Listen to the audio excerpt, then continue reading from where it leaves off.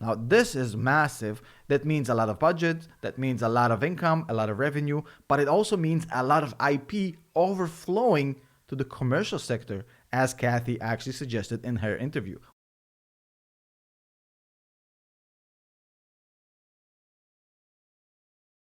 So here's the 1.5 million question to you. Palantir Technologies started off the week with $38 as a share price. They're now at $25 in pre-market, and they're going down fast. By the end of this video, I'm assuming the price is going to be even lower. So why, during this massive dip, did Cathie Wood load up 1.5 million shares of Palantir? And if we wait a second, we'll see this number probably go below 25.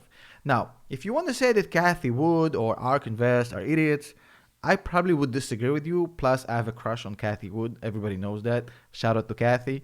But on all seriousness, let me show you. If you take a look at February 16th, which was 2 days ago during the massive dip, she purchased 1.5 million shares and she brought Palantir to 0.5% of this ARKW fund. Now, 0.5% sounds low, but let me just show you how massive this fund is. This is the fund. So they got Tesla in there. They got Netflix, PayPal, Twitter, Zillow, Twilio, Facebook.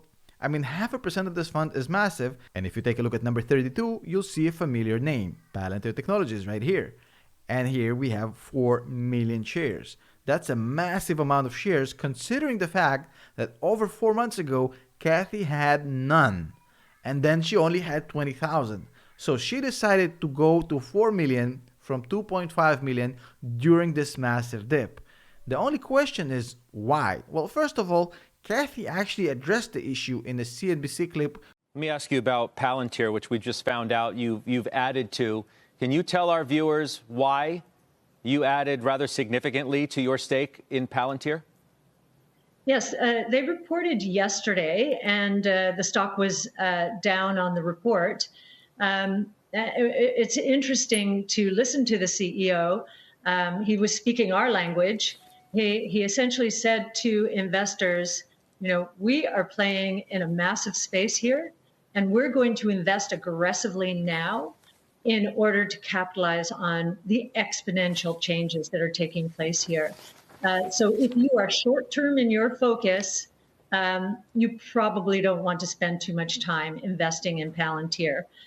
So that's music to our ears because, and we do believe more and more companies are going to start behaving in this way instead of catering to short-term time horizons and what we would say, in some cases, short-sighted shareholders who are much more interested in profits now, dividends now, share repurchases now, than they are in a company investing aggressively for going short-term profitability in order to really to catch some very big waves out there. So I'm astonished. Their revenues are still 61% government, but I've learned, and I think most people in the innovation space have learned over time, that some of the most important innovations in our lifetimes have started in the government, especially in the defense sector and in the intelligence sector. I'm just going to paraphrase it real quick because I don't want to play you the whole clip. Essentially, she said, well, this is not a good investment for short term, for swing traders, but I think that they're trying to catch the next massive wave, and I don't care about their profits, and neither do they. And here's the other point she made here, which I completely agree with, that there's a lot of innovation coming out of defense. Because with defense projects, there's literally almost no end to how much money they're willing to spend. I mean, think about it this way. Well, we need a solution to this massive national security problem. What's your budget? Limitless. Just solve the problem. Here you go. Here's the solution. How much did it cost? We don't give a shit. Pretty much that's how the process works. But what happens in this process is these companies acquire a lot of intellectual property, solving these massive problems. And then when they translate it, as I'm about to show you in a second, to the commercial side, they have no competitors. This ontology, the representation or the digital twin of an organization, provides a common interface for all downstream workflows, from search and analysis to operational applications like supply chain optimization. It is also a two-way interface between an organization's digital assets and its real-world operations, allowing teams to feed their unique insights back into a common understanding of the business. This approach is transformative for several reasons.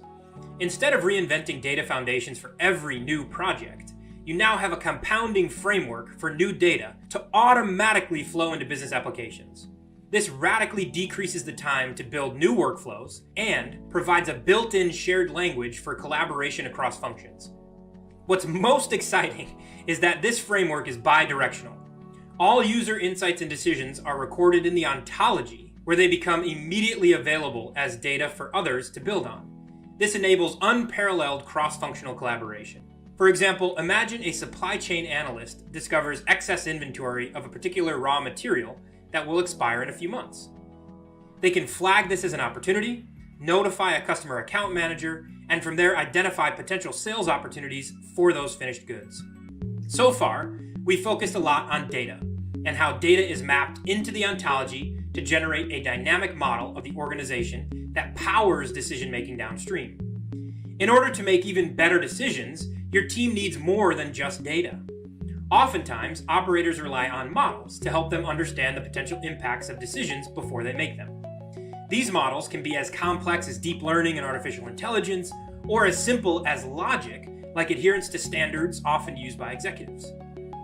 Once again, Foundry's ontology is the connective tissue. By mapping models to that ontology, we create a system-wide simulation engine that powers what-if analyses that were previously impossible. Users at every level of the organization, from strategic to operational, can understand the potential outcomes and side effects of a decision before they execute on that decision. What this creates is an extremely powerful infrastructure that enables organizations to treat their operations like code. Changes can be staged and tested before they are applied. For example, in our supply chain control tower, production and pricing models leverage data from raw materials and plant capacity. It puts out production volume and customer demand estimates based on price changes. This type of model is often used by a supply chain manager to decide how much of a given refined product to make from a bath of raw materials. Now let me show you what happens when a company with a lot of relevant IP is coming out from the defense sector to the commercial sector. They're growing their revenue by 47% in 2020. We're talking about a company here that's a $50 billion company that grew their revenue in 1 year by 47%. 17% adjusted operating margin. Even though they don't care about profits, having a 17% margin on operating, it's really high. And if you look at this number, this is even more interesting. 21 deals signed in Q4 with 5 million or more, and 12 of those were 10 million or more. Do you know a lot of blue chip companies that signed 12 new clients this quarter for 10 million or more? And this particular slide I actually like because they're kind of taking a shot at their competitors here without really doing it. They're showing the government side of all these companies we actually know and love. You have Google and Snowflake as the tier 2. You have SAP and Salesforce and Oracle as the tier 4. And only 4 companies on tier 5, which is Palantir and 3 more. And they're actually headed to tier 6, where they're going to be the only SaaS contractor of the DoD on tier 6. Now, this is massive. That means a lot of budget. That means a lot of income, a lot of revenue. But it also means a lot of IP overflowing to the commercial sector, as Cathie actually suggested in her interview, which I completely agree with. Now, look at this slide right here. 482 million in revenue from commercial clients in 2020. $500 million without even really trying. Their commercial side is already almost half of their business, and they're just getting started. 107% growth from revenue in 2020 from US commercial clients. That's not even global. Look at this. They're completely industry agnostic. If you take a look at this, automotive, energy, healthcare, insurance, mining, shipping. They actually forget airlines here. They have a massive project with Airbus. They're industry agnostic. Look at this. They just help. They're completely industry agnostic. They just signed a multi-year contract with Rio Tinto. Improve safety, cost, and production. Then we have PG&E. God knows that PG&E need help. They generated more than $1 billion of value just in 2020 alone through their software. And if you can get me $1 billion in value in a year alone, doesn't matter if this is BP or any other company, I'm going to hold on to you like a baby holds on to his mama, never letting you go. This is exactly what's going on with this company. They just signed a 2-year, 31 million deal with NHS UK. They just signed a 3-year, 44 million deal with the FDA. They're completely industry agnostic, and everybody and their mom wants to work with this company. Now, what about average revenue per customer? And may I remind you that this is a $50 billion company. It went up by 41% in 1 year. And while the average revenue per customer is going up literally by 41%, the client concentration on the commercial side is going down from 67 to 61%. Now, beyond that, look at the numbers right here. New customers acquired in 2020 generated 42 million in revenue, a new record for the category. They're growing massively. Number of customers generating 1, 5, and 10 million went up by 32, 54, and 50%. 50% being the 10 plus million. Again, this is all while client concentration is going down, the customer spending is going up. This is insane. And look at this. Again, this is a $50 billion company that grew by 47% in revenue year over year, from 740 to over $1 billion. Look at this. Just in Q4 alone, we have a 40% growth in 1 quarter. This is not a startup. This is a $50 billion company. Are you seeing this? Am I the only one who's looking at this and saying, oh my God? And look at this. This number almost makes no sense to me. If their average revenue from top 20 customers went up by 34%, how did their client concentration went down from 67 to 61? That means they added a buttload of clients by 34% more. This is insane. And look at the guidance they have for the next quarter. This is actually founded on actual numbers they see and we don't. A revenue growth of 45%.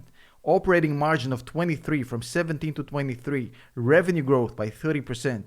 You can't ignore or discount these numbers. I will be expanding my long position on this company, but again, this is just me and my opinion. Do your own research, find out for yourself if this is a good investment for you. Talk to your advisors, talk to your financial managers, check out this company. I specifically am going to invest some more. I have a huge faith and a huge vision with this company. As always, a huge thanks for our channel members, our Patreons for making this possible. We'll see you guys in the next video.